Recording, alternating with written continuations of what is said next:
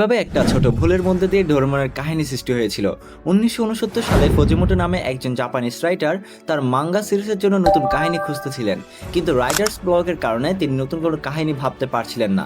তারপর সে ভাবলেন যদি তার কাছে এরকম এক ধরনের একটা রোবট থাকতো যেটা তাকে আইডিয়া দিতে পারতো।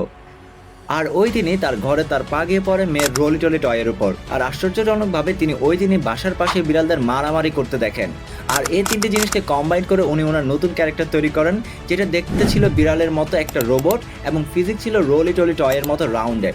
জাপানিজ ভাষাতে রাস্তায় থাকা বিড়ালদের বলা হয় ডোরানিকো, আর তাই এই ক্যারেক্টারের নাম হয় ডোরেমন। এই নামটি জাপানিজ একটা সুইট ডোরাইকির সাথে মিলে, তাই স্টোরিতে এই সুইটটা ডোরেমনের ফেভারিট সুইট হিসেবে দেখানো হয়।